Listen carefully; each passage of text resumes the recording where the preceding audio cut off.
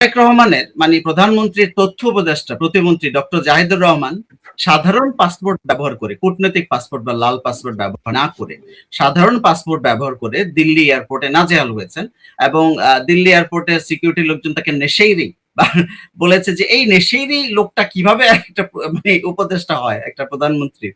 বলেছে যে সে একটা নেশাগ্রস্ত একটা লোক, সে কিভাবে একটা প্রধানমন্ত্রীর। আচ্ছা, আমি বুঝলাম না, আমরা তো পৃথিবীর বহু দেশে গিয়েছি আলহামদুলিল্লাহ, আমাদের কিন্তু কখনো কোনো দেশে বলে নাই নেশিরি দেখতে দেখতে নেশাগ্রস্ত।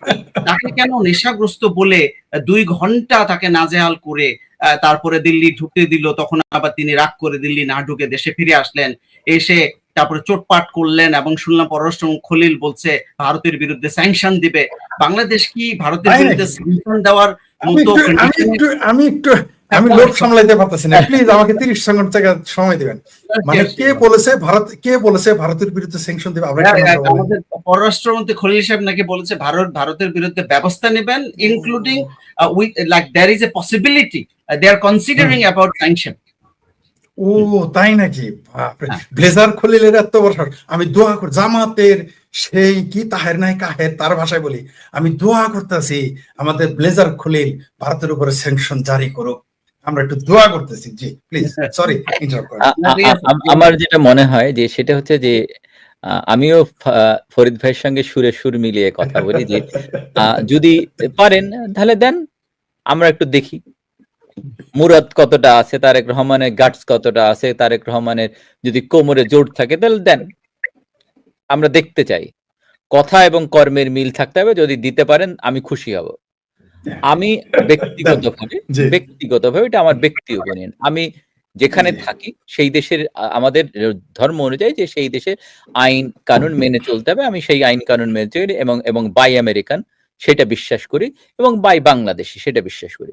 আমি সবচেয়ে খুশি হব। আপনি কেন অন্য দেশের জিনিস কিনেন? আপনার দেশে তখনই জিনিস আসবে যখন আপনি কিনবেন।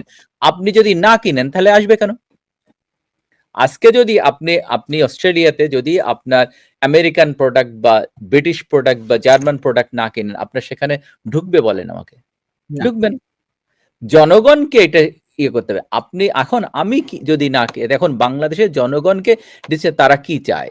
একটা হচ্ছে যে আমাদের নিজস্ব অনেক কিছুতে আমরা নির্ভরশীল অন্য দেশের প্রতি। এখন আপনার দেখতে হবে যে সাধারণ মানুষ, আপনার কত পার্সেন্ট মানুষ বিলো পভার্টিতে বাস করে, কত পার্সেন্ট মানুষ নিম্ন আয়ের দেশে, আমাদের নিম্ন আয়ের দেশ থেকে মধ্যম আয়ের দেশে গিয়েছিলাম, সেখান থেকে আবার নিম্ন আয়ের দেশে চলে এসেছি। সুতরাং এই অবস্থা যদি চলতে থাকে তাহলে আমাদের যে মানুষগুলি না খেয়ে মারা যাবে, দুর্ভিক্ষ হবে। সুতরাং সেই দিকে মাথায় রেখেই সরকারকে কাজ করতে হয় যে আমরা কোথা থেকে খাদ্যশস্য বা যে কোনো জিনিস র ম্যাটেরিয়ালস বলে, যেটা বিশেষ করে ওষুধ তৈরিতে, এই অনেক কিছুই আমরা পার্শ্ববর্তী দেশ থেকে আনি, কারণ আমাদের ক্যারিং কস্ট কম পড়ে এবং একটু কম মূল্যে। আপনি যদি এখন পাম অয়েল বাংলাদেশ, মালয়েশিয়া অথবা ইন্দোনেশিয়া বাদ দিয়ে যদি অস্ট্রেলিয়া থেকে বা জাপান থেকে আনে, আপনার দাম দ্বিগুণ পড়বে না? আপনি অস্ট্রেলিয়া যেখানে থাকে তারা ইম্পোর্ট করবে, তারা একটা প্রফিট করবে, তারপরে তারা এক্সপোর্ট করে, ক্যারিং কস্ট বেশি পড়বে, সুতরাং দাম বেশি পড়বে। এখন সেই জিনিস মাথায় রেখেই সরকার এর নীতি নির্ধারকরা কাজ করেন। এখন আমাদের যদি জ্ঞান বুদ্ধি আমরা হারিয়ে ফেলি তাহলে তো এই অবস্থা হবে। এখন উনি কেন সাধারণ পাসপোর্টে, সেটা আমি আসছি। এখন উনি সরকারের একটা সরকার প্রধানমন্ত্রীর উপদেষ্টা, তথ্য উপদেষ্টা, উনার উচিত ছিল যে উনি রেড পাসপোর্ট নিয়ে যাবেন। তার মানে আপনি সরকারি আইন মেনে যাচ্ছেন, তাই? আপনি যখন বিদেশে যাবেন সরকারি প্রতিনিধি হিসাবে, সরকারি সেইটা যে দেশে বাস করেন না কেন সেই দেশের, এখন যদি আমেরিকার কোনো ব্যুরোক্রেট সে যদি সরকারি সফরে ইন্ডিয়া বা সরকারি সফরে অস্ট্রেলিয়া, সে কিন্তু আমেরিকান সরকারের যে পাসপোর্ট, রেড পাসপোর্ট, সেটা ব্যবহার করবে। আপনি যদি যেখানে আছেন সেখান থেকে কানাডায় যান, আপনি তার দেশের সরকারি পাসপোর্ট ব্যবহার করবেন। সেই ক্ষেত্রে ওই সরকার আপনাকে নিরাপত্তা থেকে শুরু করে এভরিথিং দিতে বাধ্য, তাই না? ইন্টারন্যাশনাল একটা আইন আছে, সেই আইন অনুযায়ী কাজগুলি হয়। এখন উনি কি কারণে, প্রশ্ন জাগে যে কি কারণে উনি সরকারি পাসপোর্ট নিলেন না? কেন উনি ওনার নিজস্ব পাসপোর্ট? তার মানে উনি আইন মানেননি। এই কথাটা একটু মিলিয়ে দেখেন। আমি প্রথমেই বলেছিলাম যে তারেক রহমান এসছেন, উনি দেশের প্রচলিত আইন না মেনেই ভোটার হয়েছিলেন, আপনার মনে থাকার কথা। এই ছোট ছোট জিনিস, অপরাধ একটা বড় অপরাধের জন্ম দেয়। যে দেশের প্রধানমন্ত্রী আইন মানে না, সেই দেশের জনগণকে উনি কিভাবে বলেন যে আপনারা আইন মেনে চলুন? মানবেন না তো। কারণ উনি যখন বাংলাদেশে গেলেন তখন অলরেডি তফসিল ঘোষণা হয়ে গেছে। এই তফসিল ঘোষণার পরে বাংলাদেশের আইন অনুযায়ী কেউ ভোটার হতে পারে না, রুল। তার ন্যাশনাল আইডি হবে না। সুতরাং ওনার যদি এই ইচ্ছাই থাকতো তাহলে উনি লন্ডনে কেন এটা করেননি? তাহলে উনি কিভাবে নির্দেশ দিবেন এই ওনার তথাকথিত এই তথ্য উপদেষ্টাকে যে আপনার এই রেড পাসপোর্ট ব্যবহার করতে হবে? কারণ উনি নিজেই তো আইন মানেননি। জি জি। আপনাকে তো, আপনি একটা বাড়ির ফ্যামিলির head of the house hold, আপনি যখন যাবেন, আপনি যদি নিয়ম মানেন, আপনার সন্তানরা আপনাকে বলবে না যে বাবা তুমি তো নিজেই নিয়ম মানছো না? সুতরাং এই একই ফ্রেমে রাষ্ট্রটা একইভাবে চলে, যে রাষ্ট্রের প্রধান যিনি, তাকে আগে নিয়ম মানতে হবে।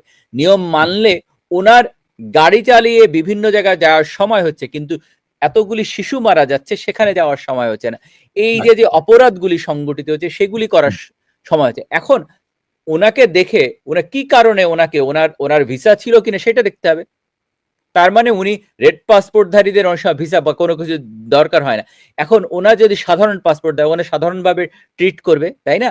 তারপরেও আমি দেখেছি ইন্ডিয়া বা অন্যান্য দেশে এই ব্যাপারগুলি খুব তারা ভালো সার্ভিস দেয়। আমি আমার 2017 সালে, 17 না তার আগে 13 সালে আমি একবার ঢাকা থেকে কলকাতা হয়ে দিল্লি ওই দিক দিয়ে যাচ্ছি।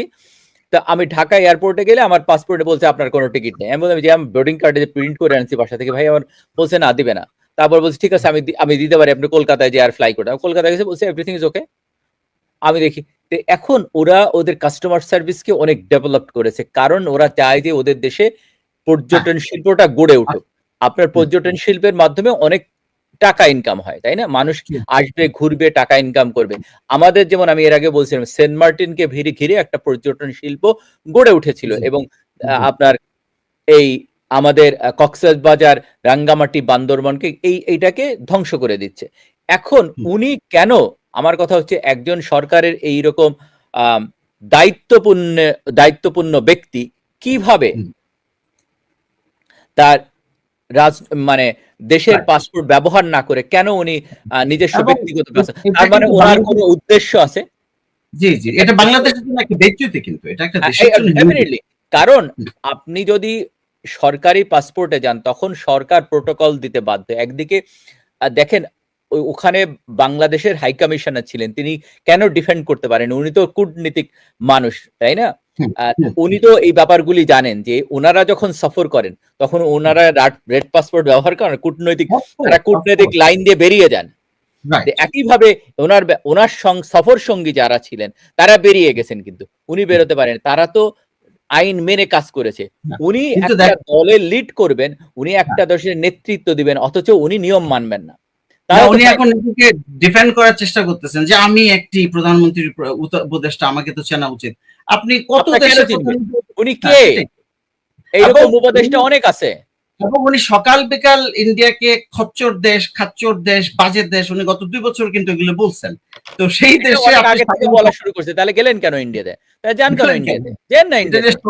জি, আচ্ছা আপনি ফিরে আসবেন। আমার কথা হচ্ছে যে আপনি খাবেন ইন্ডিয়ার, পড়বেন ইন্ডিয়ার, আবার আপনি বলবেন যে ইন্ডিয়া খারাপ, তাহলে এগুলো বন্ধ করুন।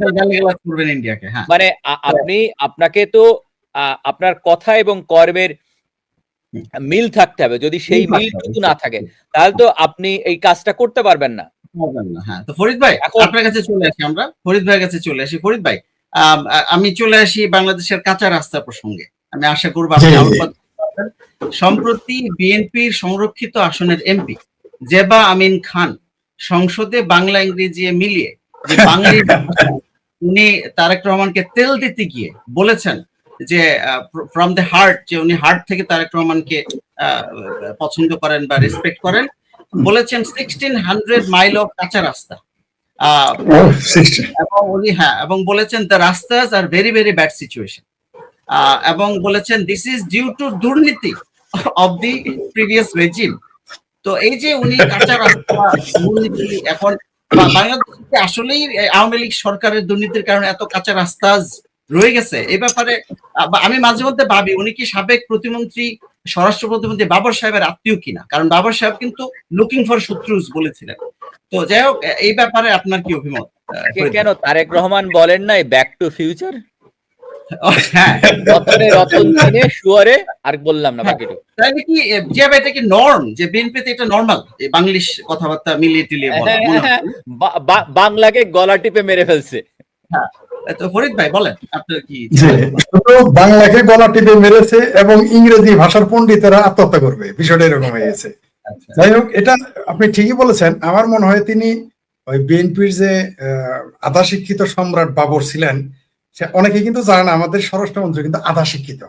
ঠিক আছে, যারা আমাদের সনদ নিয়ে কথা বলতে আসেন তাদের বলতে চাই, আপনাদের যে মহামান্য পীরানে পীর দস্তগীর সম্রাট বাবর, তিনি কিন্তু আধা শিক্ষিত। যাই হোক, এখন বুঝে নিয়েন কে কত শিক্ষিত। বিশ্বাস না হয় তাকে গিয়ে জিজ্ঞেস করবেন আপনারা। আমার দুর্ভাগ্য অথবা সৌভাগ্য, যখন তিনি লাগেজের ব্যবসা করতেন, আমরা তো বুঝতাম না লাগেজ ব্যবসা কি। আমরা থাইল্যান্ডে যেতাম হইলো বেড়াইতে, পরে মনে পড়েছে এই লোকটাকে মনে আছে যে তিনি লাগেজ ব্যবসা করার থেকে হাফ শিক্ষিত লোকটা শুধুমাত্র তারেক রহমানের পদধূলির কারণে, তার পাও ধোয়া পানি খাওয়ার কারণে স্বরাষ্ট্র প্রতিমন্ত্রী হয়ে গেছিলেন। তিনি বলেছিলেন উই আর লুকিং ফর শত্রুজ। সম্ভবত এই যে আমি যেহেতু ভদ্র মহিলা, আমি কোনো নারী বিদ্বেষী বক্তব্য দিতে রাজি না, কিন্তু তাই সাধারণভাবে একটু বলতেছি, ভাবির পোলারা হইলে ততক্ষণ ধুয়ে দিতাম। তো আমার এই ভাবি বা আপা বা আমার বিআইন, তিনি যে সুন্দর ইংরেজি বলেছেন, আমার ধারণা সম্রাট বাবর বলেছে যাক এতদিনে আমার একটা মুরিদান পাওয়া গেল। ঠিক আছে, আবার মহিলা মুরিদান, সম্ভবত সবচেয়ে বেশি খুশি সম্রাট বাবর। সেটা তো গেলই। আপনি যেটা বললেন, দেখেন খাল কাটলো বিএনপি, বললো যে তারা 15 দিনে বাংলাদেশে অর্ধেক খাল কেটে ফেলেছে। এইখানে দুর্নীতি আওয়ামী লীগ কেমনে করলো আমি তো বুঝতে পারলাম না। আমি অঙ্কে খুব কাঁচা, আমি অঙ্কে সবসময় সর্বদাই কম নম্বর পাইতাম, কিন্তু এত কাঁচা না যে 18 মাস ক্ষমতায় থাকলো হইলো তাদের তাদের বড় ভাই বা দুলা ভাই বা খালাতো ভাই ডক্টর ইউনূস আদম ব্যাপারী, তিনি 18 মাস ক্ষমতায় থাকলেন। আর এরা ক্ষমতায় থাকলো, তখন করলো খাল খনন। এইখানে দুর্নীতি আওয়ামী লীগ কিভাবে করলো আমি বুঝতে পারলাম। আমি তো অঙ্কে দুর্বল, আমাকে যদি তারা একটু বুঝাই দিত আমি খুব খুশি হইতাম। আমি অঙ্কে দুর্বল হইতে পারি, বাংলাদেশের মানুষ এত অঙ্কে দুর্বল না। ঠিক আছে, তারা কিন্তু এটা বুঝে গেছে এই ইয়ার কি ফাইজলামি। এই যে আমাদের সাবেক র্যাবের প্রধান বেনজির আহমদ, তার বিরুদ্ধে কি বললো, তিনি নাকি প্রথমে বললো শত শত কোটি, তারপরে যখন তাকে খুঁজে পাওয়া গেল তখন বললো যে হাজার হাজার কোটি টাকা তিনি পাচার করেছেন। সর্বশেষ আমরা জানলাম, আমিও বিশ্বাস করতে পারি নাই, আমি ভেবেছিলাম 1400 কোটি টাকার চার্জশিট দিয়েছে, পরে শুনি 14 কোটি টাকা। অর্থাৎ যার গরু সেই এখন বলতেছে আমার গরু বিয়ায় নেই। মানে চার্জশিট দিল ইউনূসের আমলে মামলা, চার্জশিট দিল আমার ভাবির পোলাদের সরকার, আমাদের জাতীয় ভাইয়ার সরকার, 14 কোটি। তাহলে এখন কে আসামি করা, কাকে আসামি করা উচিত আমি তো বুঝে উঠতে পারতেছি না। বেনজির আহমেদ নাকি যারা এতদিন বললো বেনজির আহমেদ সাবেক র্যাবের প্রধান, ধরে নিলাম তিনি দুর্নীতি করেছেন, মেনে নিলাম, ধরে নিলাম তর্কের ক্ষেত্রে ওই যে আমার আমার শ্রদ্ধেয় কমরেড মঈনুদ্দিন খান, বা ধরে নিলাম তিনি দুর্নীতি করেছেন। ভাই 1000 কোটি টাকা লেখো, 1500 কোটি লেখো, কমসে কম 100 কোটি লেখো। এইভাবে বেজ্জতি করার কোনো মানে হলো? সেখানে আমার ভাবির পোলাদের পিএস 200, 300, 400 কোটি টাকা মারে। যেরকম দাঁড়িয়ালা তানভীর নাকি মনে হচ্ছে এইমাত্র ঈসা নবীর সাথে আসর নামাজ পড়ে টপ করে পৃথিবীতে পদার্পণ করেছেন। সেই ভাবির পোলার নামেও বই কেলেঙ্কারি, প্রিন্টের কেলেঙ্কারি 400 কোটি। তাহলে সেইখানে বেনজির আহমেদকে এত বড় দুর্নীতিবাজ, আরে তো আওয়ামী লীগের আমলে দুর্নীতিবাজ, এত ক্ষমতা দর, মাত্র 14 কোটি টাকার চার্জশিট। ইস, আমার তো মনে হয় বেনজির সাহেবের 11 উপরে মামলা করা উচিত, একটা আমার নামে কেন মাত্র 14 কোটি টাকা দিল। একদম পুরা বেজ্জতি। আমি যদি বেনজির আহমেদ হইতাম, আমি তাকে নাকি দুবাই ধরেছে বলে আমি দুবাই থেকে মামলা করতাম, বেটা আমার ইজ্জত, আমার মুখটাই নষ্ট করে দিয়েছে। এইটা বলা উচিত। যেটা বললেন, এই যে আমাদের আপারা ভাবিরা সংসদে যা বলতেছে, কাজ না থাকলে না খই বাঁচতে হয়। বিএনপির নেতা, বিএনপির এমপি, বিএনপির মন্ত্রী, বিএনপির মুসলেখা সরকারের মুসলেখা বিরোধী দল, আমার ভাবির পোলারা, তারপরে কি বলে আর স্বতন্ত্র প্রার্থী যারা মুসলেখা স্বতন্ত্র প্রার্থী, এতে তো কোনো কাজ নাই। তো কাজ না থাকলে তখন খই বাঁচতে হয়, খই বাঁচতেছে। খই ভাজাও কিন্তু একটা কাজ, দিন শেষে খই ভাজলে সেটা শীতকালে মোটামুটি আত্মীয়দের খাওয়ানো যায়। এরা যদি আরো কোনো প্রবাদ থাকে বানাইতে হবে, তো কোনো কাজ নাই। তাইলে ডাইলে একসাথে করে দিছে, চাল ডাল বাঁচতেছে, আর কোনো কাজে তাই না, উদ্ভট কথা বলতেছে, উদ্ভট শব্দ উচ্চারণ করতেছে, সংসদে উদ্ভট বিষয় আনতেছে। এখানে হামের শিশু টিকার অভাবে শিশু মারা যায় কথা নাই, এখানে চুক্তিতে আমাদের 60 কোটি টাকার জাহাজ চলে গেল কোনো কথা নাই, এখানে ডিম আনবেন আমেরিকা থেকে, তারপরে ভুট্টা আনবেন, গিদরের গোস্ত আনবেন ডাবল ডাবল টাকা দিয়ে, এগুলো নিয়ে আলোচনা নাই, এখানে সার্বভৌমত্ব নিয়ে কথা নাই। তাই তারা এগুলো বলবে, কখনো কখনো মনে করেন ফতোয়া নিয়ে, বোরকা নিয়ে, এগুলো কোনো আলাপ, কোন মেয়ে কি বোরকা পড়লো না পড়লো, আবার সেই বোরকা নিয়ে আলোচনা করলে আবার ফতোয়াও দেয় মৌলভী সাহেব, তারা আবার ফতোয়াও দেয়, মাশাআল্লাহ।